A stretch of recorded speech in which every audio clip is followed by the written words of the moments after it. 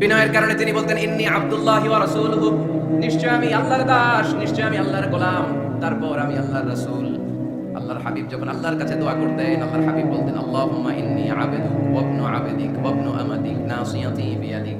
আল্লাহর হাবিব বলতেন আল্লাহ আমি আপনার গোলাম, শুধু আমি আপনার গোলাম নই, আমি গোলামের ঘরের গোলাম। আল্লাহু আকবার। আমার বাবা আব্দুল্লাহ আপনার গোলাম, আমার দাদা আব্দুল মুত্তালিব আপনার গোলাম, আমার দাদার বাবা তিনিও আপনার গোলাম, আমার মা বাবা আপনার বান্দি। সুবহানাল্লাহ। তাহলে তিনি রাসূল হওয়ার পরেও তিনি নিজেকে গোলাম বলে পরিচয় দিতেন, দাস বলে পরিচয় দিতেন। আমরাও যখন সালাতে তাশাহুদে পড়ি আশহাদু আল্লা ইলাহা ইল্লাল্লাহ ওয়া আশহাদু আন্না মুহাম্মাদান আবদুহু ওয়া রাসূলুহু, তিনি আল্লাহর আবদ, তিনি আল্লাহর দাস, তারপরে তিনি আল্লাহর রাসূল। বিনয়ের কারণে আল্লাহর হাবিব সাল্লাল্লাহু আলাইহি ওয়াসাল্লাম পরে রাসূল হিসেবে পরিচয়টা পেশ করতেন। আগে বলতেন আমি আল্লাহর গোলাম, আমি আল্লাহর। তিনি দোয়া করতেন আল্লাহ আমি আপনার গোলাম, গোলামের ঘরের গোলাম, বান্দির ঘরের গোলাম। আল্লাহ আমার মাথার চুলের ছুটি আপনার হাতের মুঠোয়, আপনি যেদিকে টান দিবেন আমি ওদিকে যেতে বাধ্য। আপনি ডানে টানলে আমি ডানে যাই, আপনি বায়ে টানলে আমি বায়ে যাই, যেখানে নেবেন আমি ওখানেই যেতে বাধ্য। ঠিক কি না?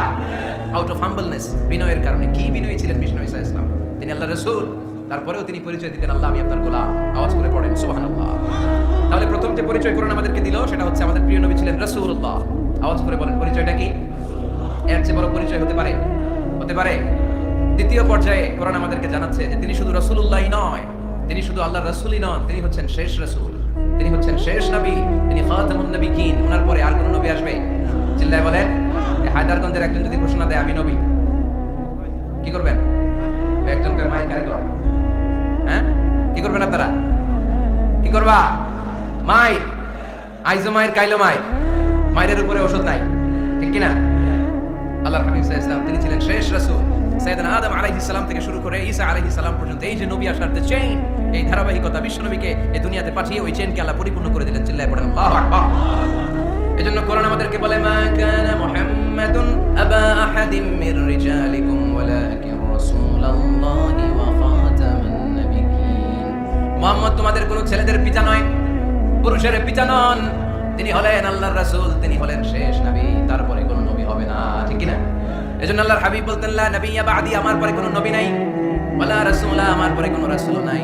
তবে লাউ কানা বাদি নবিয়্যুন লাকানা উমর, তবে আমার পরে যদি নবী হওয়ার যোগ্যতা কারোর মধ্যে থাকে, আমার কলিজার টুকরা সাহাবা ওমরের সেই যোগ্যতা আছে। তুমি বলেছো রাসূল দেবে না, বলনি দেবে না ওমর, বলনি দেবে না হামজা তারি, খালিদ বিজয় সমর।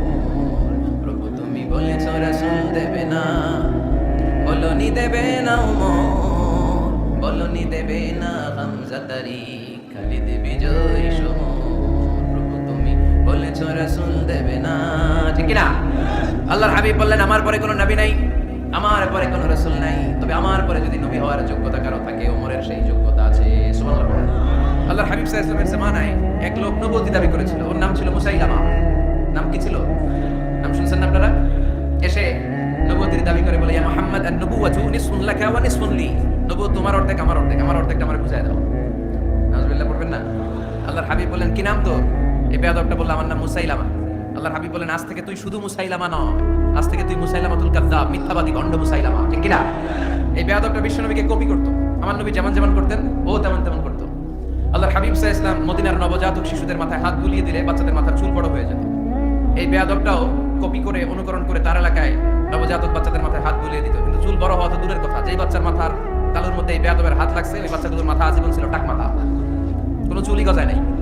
আল্লাহর হাবিব সাল্লাল্লাহু আলাইহি ওয়াসাল্লাম লোনা পানির কুয়ার ভেতরে কুলি করে ফেলে দিলে ওই কুয়ার পানি মিঠা পানির কুয়ায় পরিণত হয়ে যেত, আর এই বেয়াদব মিঠা পানির কুয়ার মধ্যে কুলি ফেললে ওটা লোনা পানির কুয়া হয়ে যেত।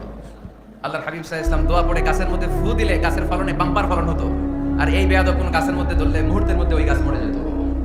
কারণ নবীর সাথে বেয়াদবি করেছে। ঠিক কি না? আল্লাহর হাবিব সাল্লাল্লাহু আলাইহি ওয়াসাল্লামের পরে আর কোন নবী আছে?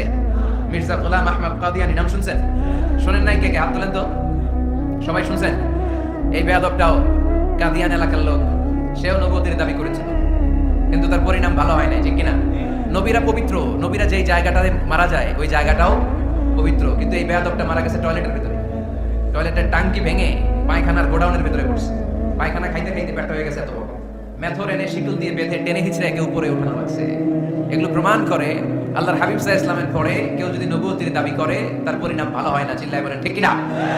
এজন্য সহিহ মুসলিমের বর্ণনা আল্লাহর নবী বললেন মাসালি ওয়া মাসালুল আমবিয়াই মিন ক্বাবলি কামাসালি রাজুলিন বানা বাইতান, আমার দৃষ্টান্ত আর আমার আগের নবীদের দৃষ্টান্ত ওই ব্যক্তির মতো যেই ব্যক্তি একটা ঘর বানিয়েছে।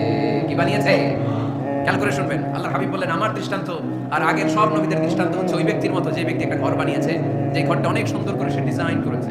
ঘরের ডানে বায়ে উপরে নিচে সামনে পেছনে এত সুন্দর ডিজাইন, নিখুঁত, খুঁত ধরার মতো কোনো জায়গা নাই। লোকজন এসে যারাই ঘরটা দেখে সবাই বলে বাহ বাহ, কি বলে, এত সুন্দর ঘর আমরা দেখিনি। তবে একটা জায়গায় একটা ভুল ছিল, একটা জায়গায় একটা খুঁত ছিল।